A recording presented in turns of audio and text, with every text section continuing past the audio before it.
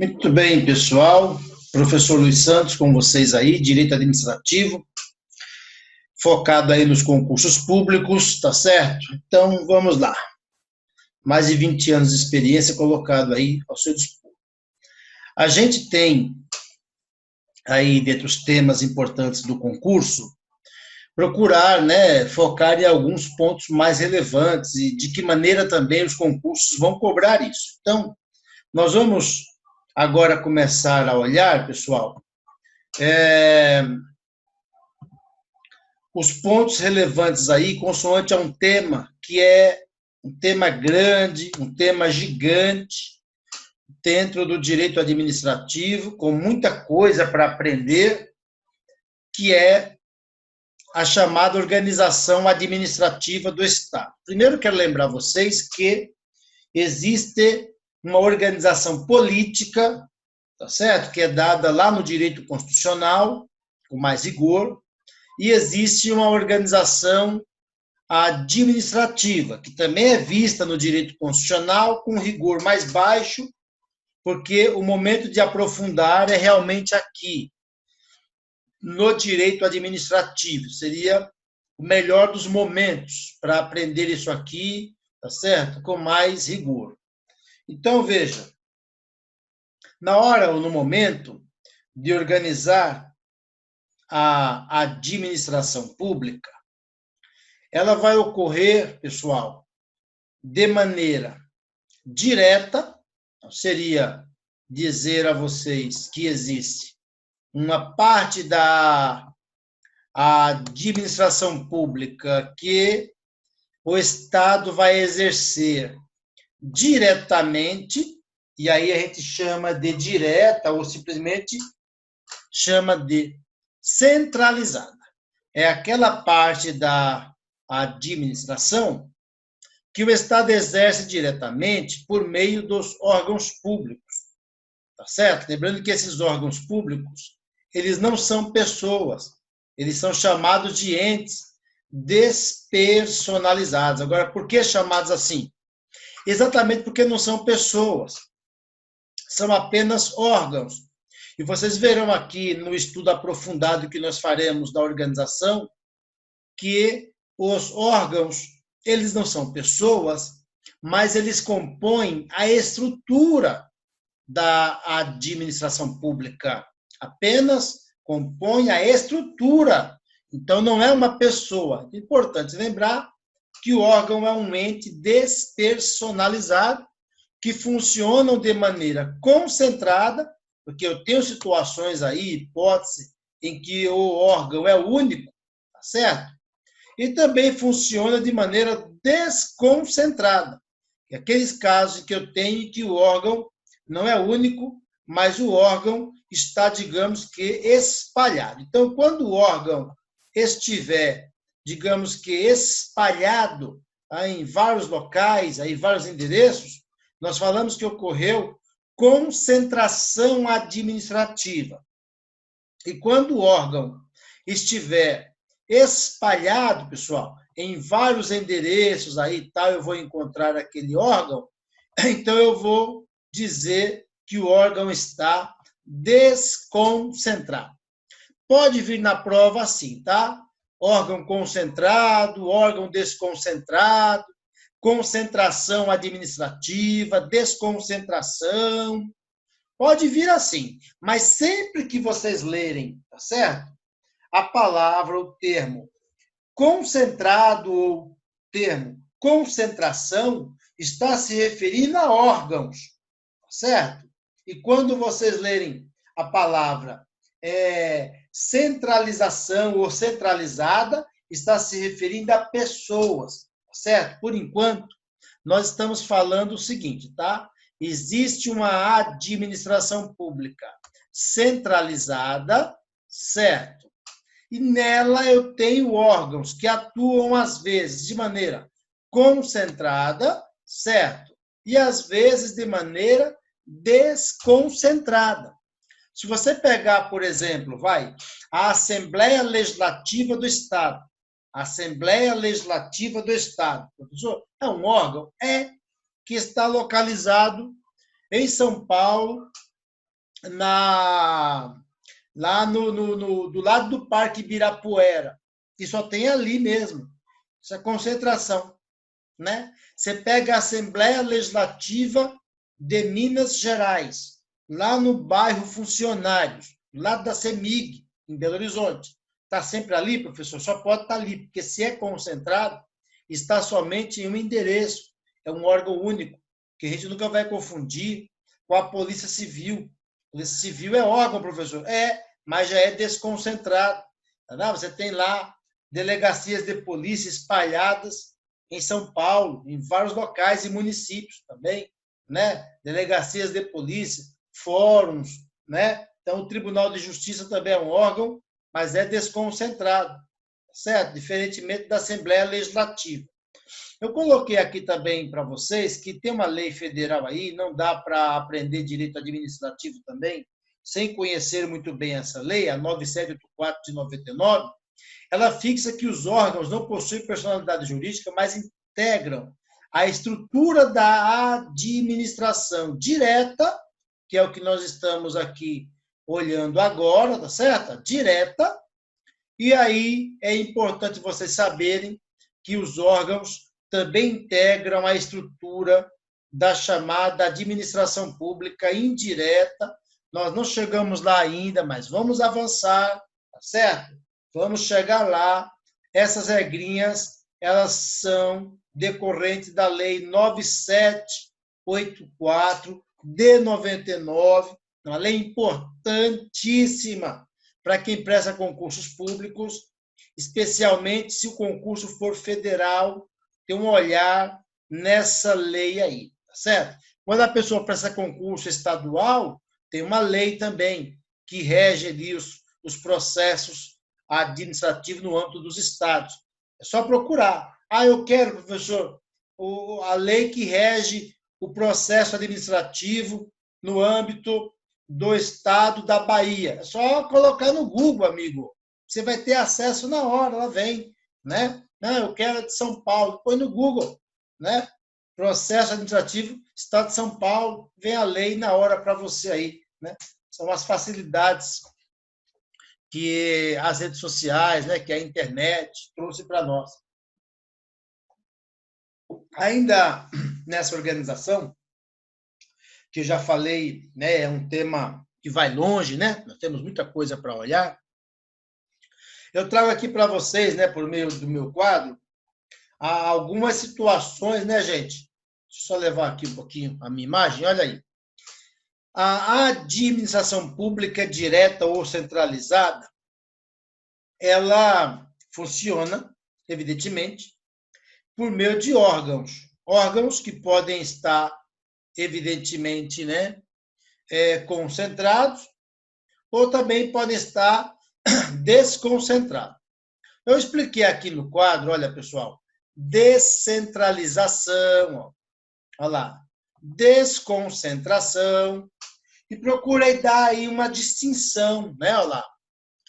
Descentralização é distribuição de competências de uma para outra pessoa, física ou jurídica. Já a desconcentração não é isso, não. É a distribuição interna de competência, ou seja, uma distribuição de competência da mesma pessoa.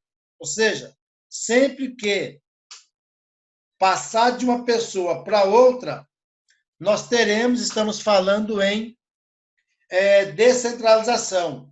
Quando a coisa acontecer no âmbito interno, mudança de órgão para órgão, mas dentro da mesma pessoa jurídica, aí nós estamos falando de desconcentração. Olha aqui, ó.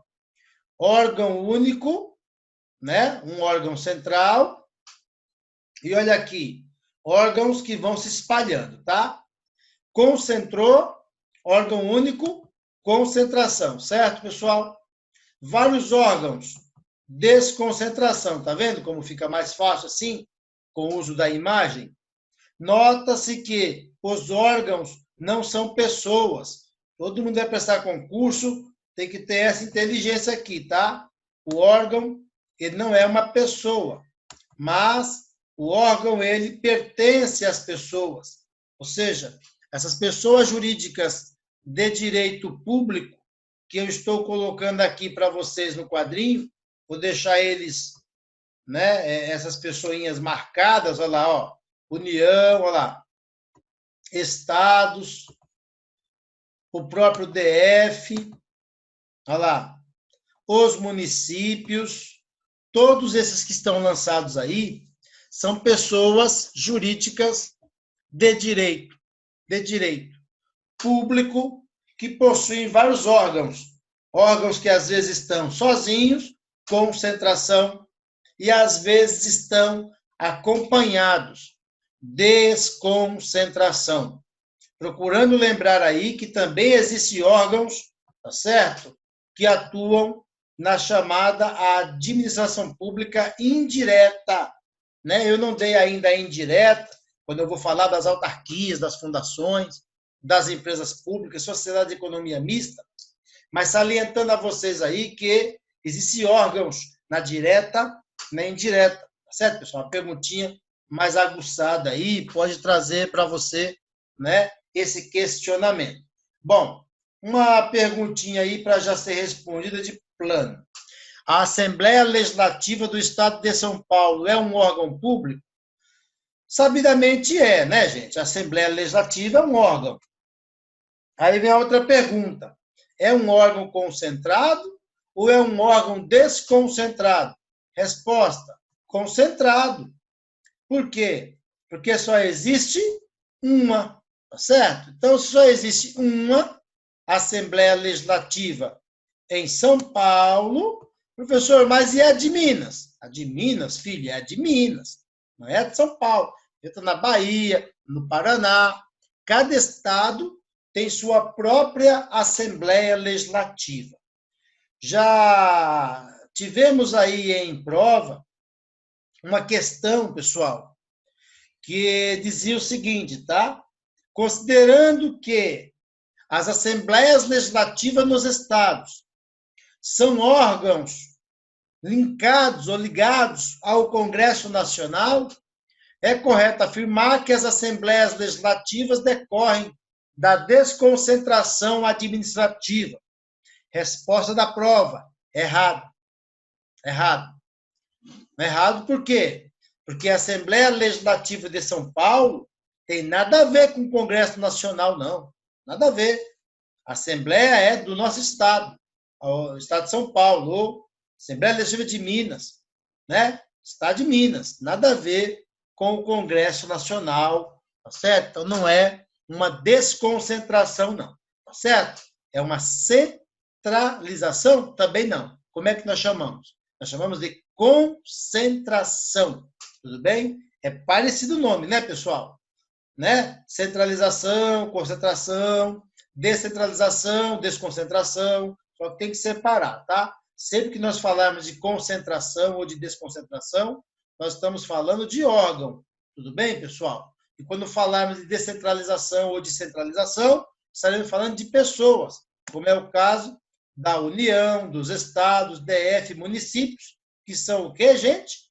Pessoas jurídicas, mas são pessoas, tá bom? Beleza, vamos em frente. O Ministério da Fazenda é um órgão desconcentrado, já que há secretarias da Receita Federal distribuídas de maneira regional no país. Perfeito. Perfeito. Então, se eu tenho, né? Se eu tenho desconcentração, é sinal que eu tenho várias secretarias, né? Sinalizando que a Receita Federal está distribuída aí, ó, conforme está aqui no mapa, e se é um órgão que está distribuído pelo Brasil, aconteceu desconcentração. Eu até anotei aqui mais embaixo para vocês, olha aí. Desconcentrar ou concentrar é sempre relativo a órgãos. Tudo bem, pessoal? Sempre relativo a órgãos. De modo que nós estamos falando aí de concentrar ou desconcentrar, é relativo a órgãos, só acrescentando aqui que seriam órgãos da direta, mas também vale para a indireta, certo? Só acrescentar aqui para você que a administração indireta também pode ter órgãos, né? Conforme nós já olhamos aí. Tranquilo? Muito bem.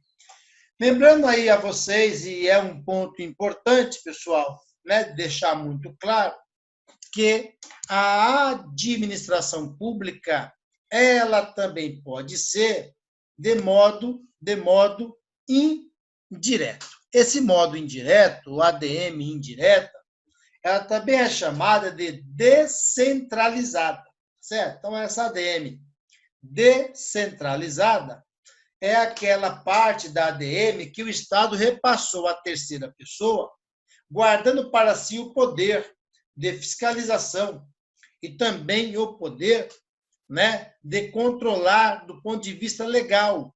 Esse negócio controlado do ponto de vista legal, né, ou do ponto de vista da lei, pode vir na prova assim, você se defenda, é também chamado de controle finalístico, ou seja, a ADM, né, direta, que é, voltando aqui um pouquinho, que é a União, os estados, DF e o município, né, que é a direta, ela vai controlar a indireta do ponto de vista legal, que pode vir na prova também como finalístico.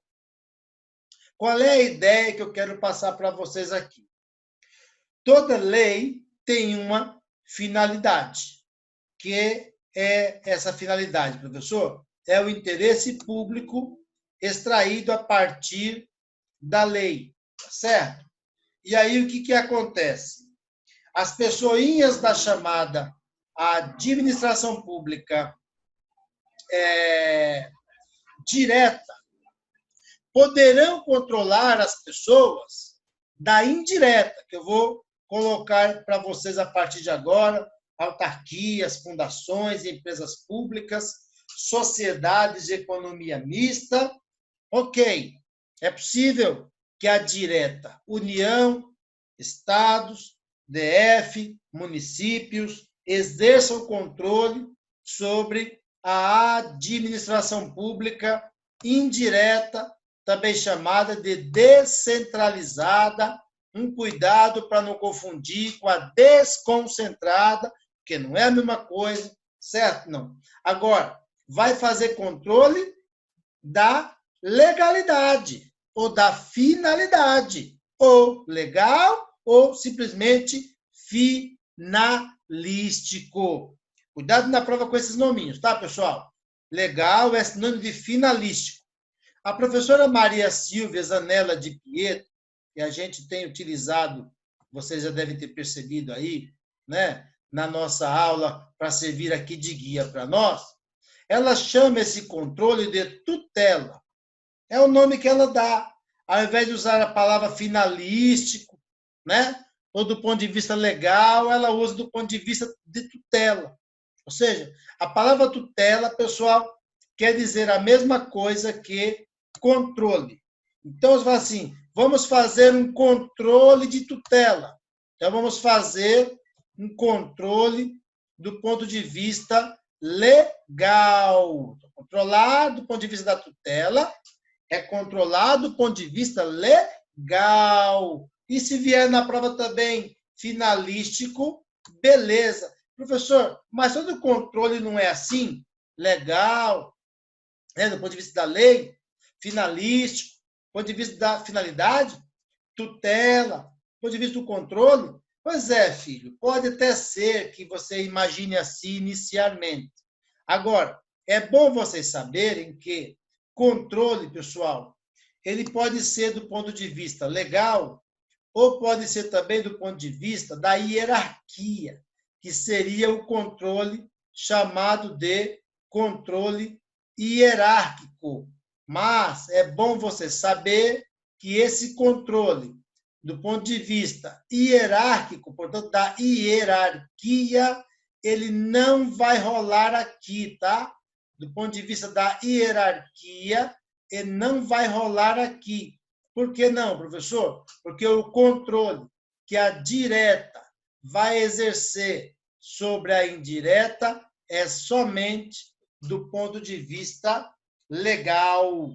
finalístico, ou, segundo Maria Silvia, de tutela. Então, olha o que nós estamos fazendo aqui. Se vier na prova essa palavrinha, tá? Do ponto de vista da hierarquia, do ponto de vista hierárquico, você marque errado. Você marque errado. A palavra certa é legal, ou finalístico, ou tutela. Tá certo? Hierárquico, não marque, que está errado.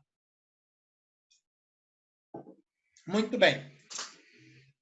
Aqui vem as explicações, pessoal, para dar mais relevo ao que seria, né, uma autarquia, né? Um nome diferente para alguns, né, que está chegando aí no concurso agora.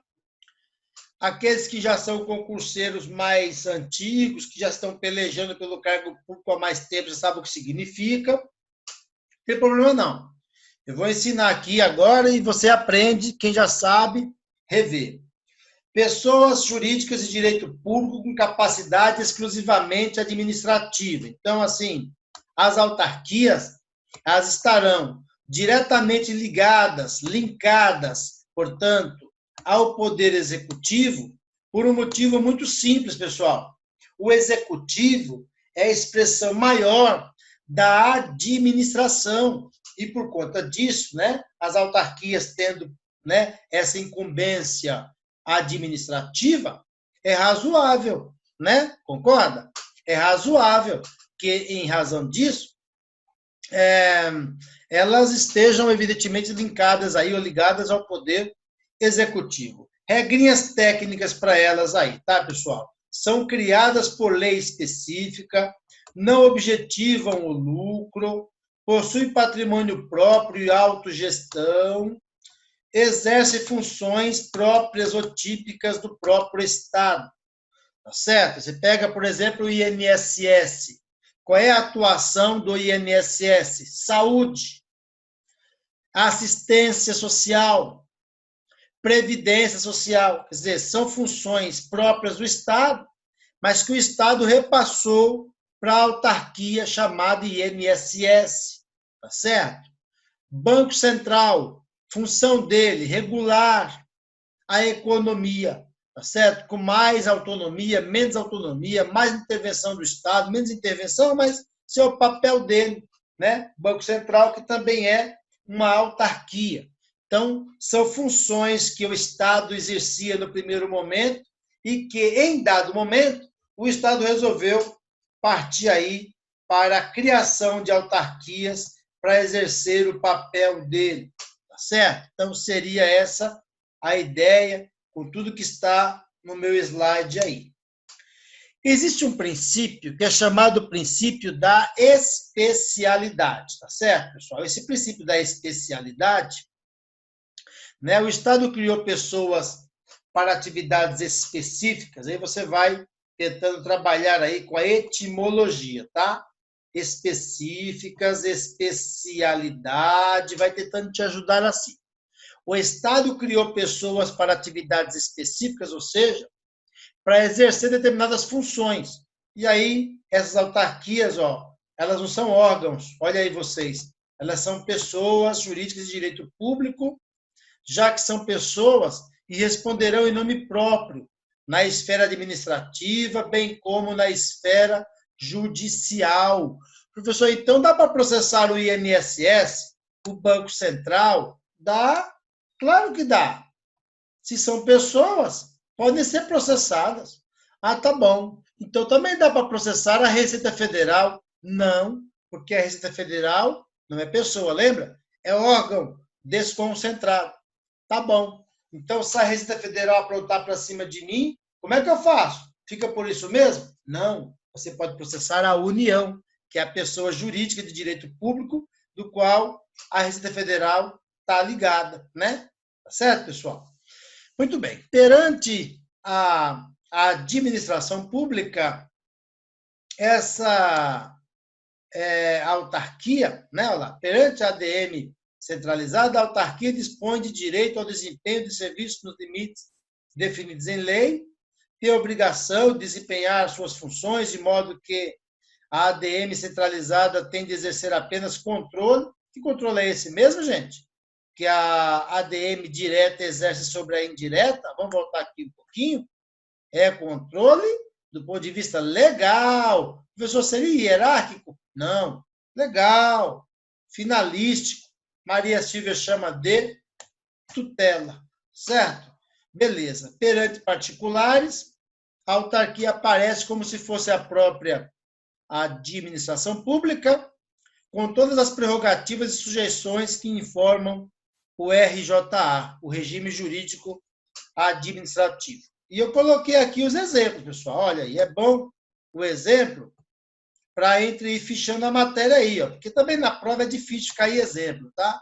Exemplo é importante para a gente poder ir, né, ir fixando, tal, e conseguir enxergar. Eu coloquei autarquias que estão mais de âmbito nacional, até chegar em autarquias que existem no estado de São Paulo, como é o caso da Faculdade de Direito de São Bernardo do Campo, em São Paulo, a própria USP, né? Mas você vai achar aí, né, agências reguladoras, como é o caso da Anvisa, a ANAC, a Anatel, a ANEEL, né? E tem autarquias enquanto universidades espalhadas também aí em Pernambuco, na Bahia, no Paraná, Santa Catarina, em Minas, sei lá, pelo Brasil afora. Porque aqui você aprende a regra, tá certo? Aprende como funciona e depois, meu filho, cada caso é um caso em algum local do país, tá certo? Mas você fica por dentro do direito administrativo de modo a conseguir fazer uma prova, certo?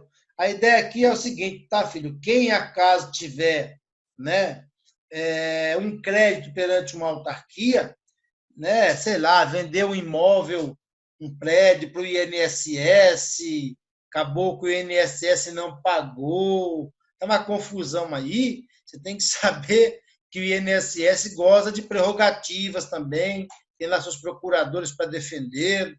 Ah, não, professor, não seria isso. Seria uma desapropriação de um imóvel, que o INSS se apropriou de um imóvel meu e agora eu fui para a justiça, ganhei. Você vai ter que executar agora um precatório, tá? Um precatório, porque é uma prerrogativa da ADM, pessoal, dependendo do valor da dívida que ela tem, ela paga com títulos precatórios, que são depois, digamos que, introduzidos na lei orçamentária, tá certo? Para fixar prazo para pagamento numa fila, né? Isso seria, lógico, uma prerrogativa, né? Que a autarquia tem, né? Porque vocês sabem que nós, cidadãos comuns, ou mesmo as pessoas jurídicas de direito privado aí, as empresas, quando elas devem e não pagam, elas são executadas, perdem os bens dela, pronto, e acabou, né? Não tem esse papo de pagar com precatório, aí a pessoa que ganhou entra numa fila para receber. Não, não. Não é assim, não.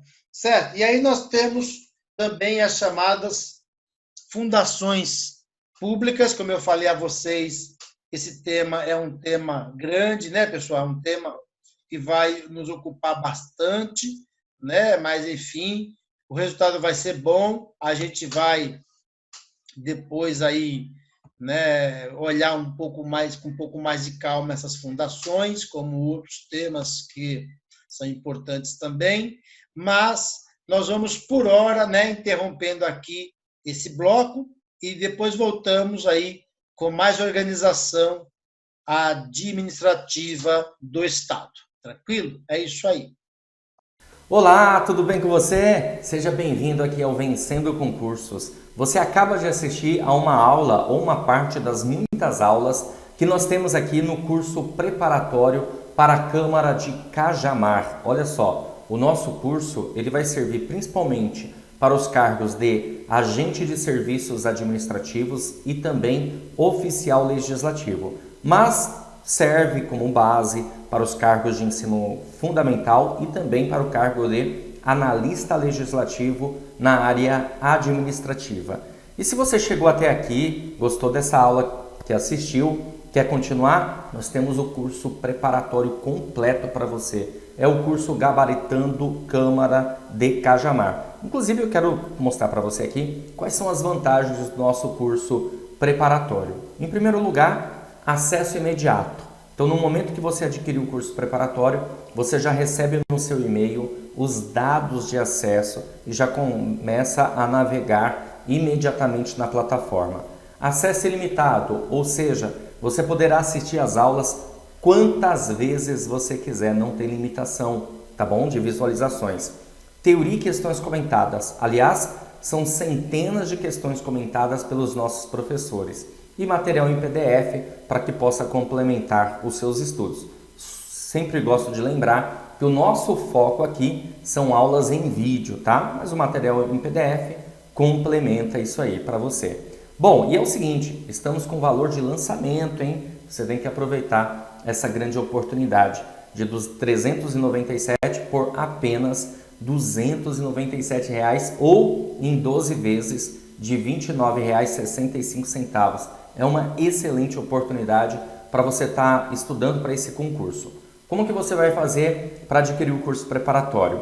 Abaixo do vídeo, na barra de descrição ou na barra de comentários, vai ter um link. Você vai clicar nesse link e vai ser redirecionado à página do curso. Lá encontrará todas as informações e por lá, obviamente, conseguirá fazer a sua matrícula no curso preparatório. Vai ter um botãozinho amarelo, você vai clicar nesse botãozinho amarelo, preencher seus dados, escolher a forma de pagamento e pronto.